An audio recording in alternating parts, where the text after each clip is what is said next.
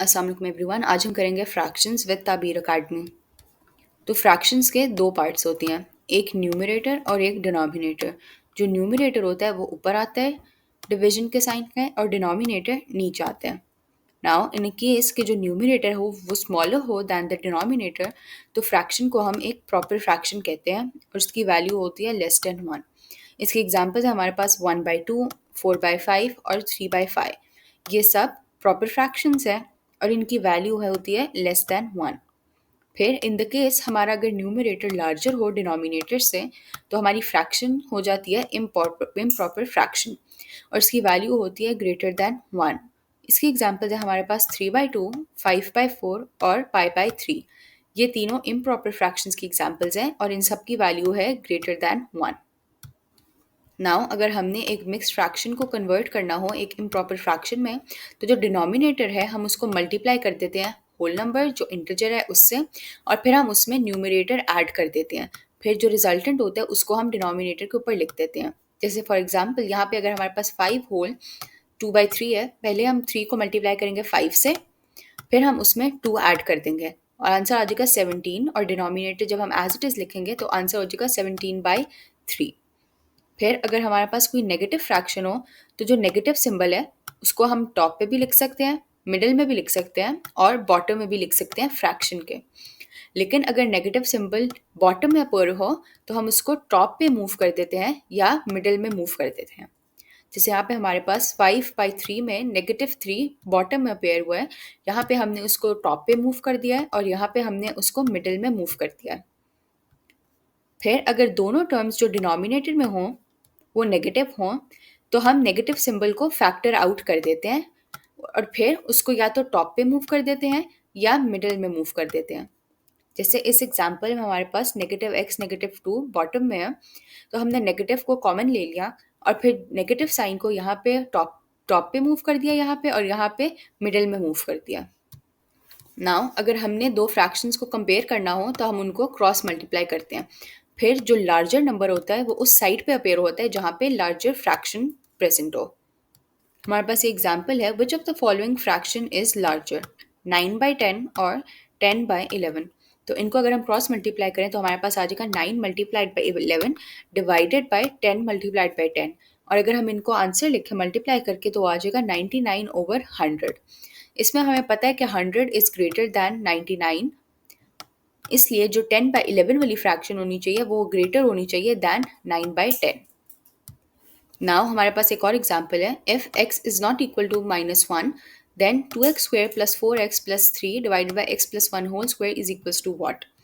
तो हम सबसे पहले 2 को फैक्टर आउट कर लेंगे और हमारे पास ये क्वाड्रेटिक इक्वेशन आ जाएगी x² + 2x + 1।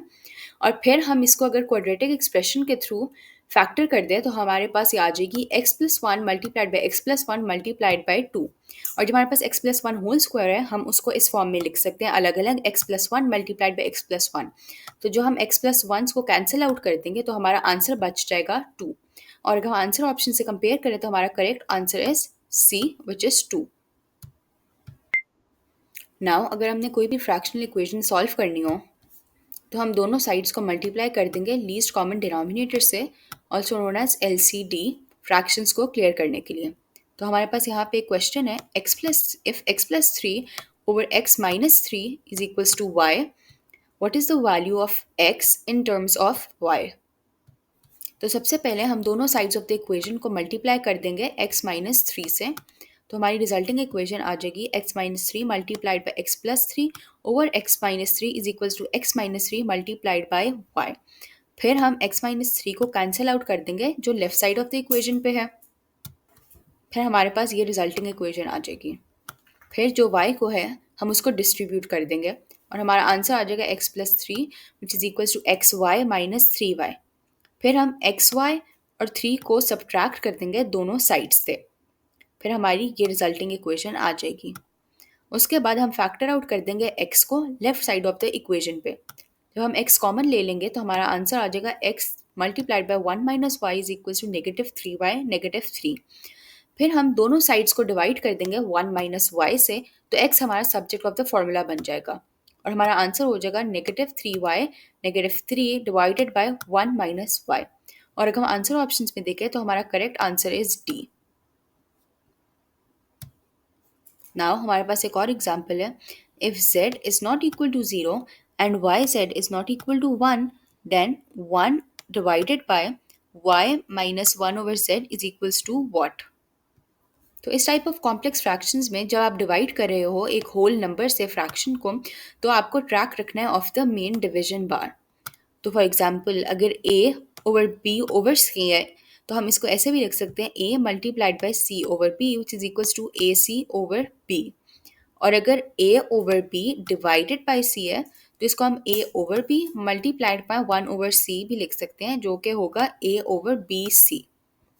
नाउ अगर हम क्वेश्चन को सॉल्व करें तो जो हमें गिवन इक्वेशन है 1 over y minus 1 over z, इसको हम इस तरह भी लिख सकते हैं z divided by z multiplied by y minus 1 over z, और इसको हम डिवाइड कर देंगे बाय 1।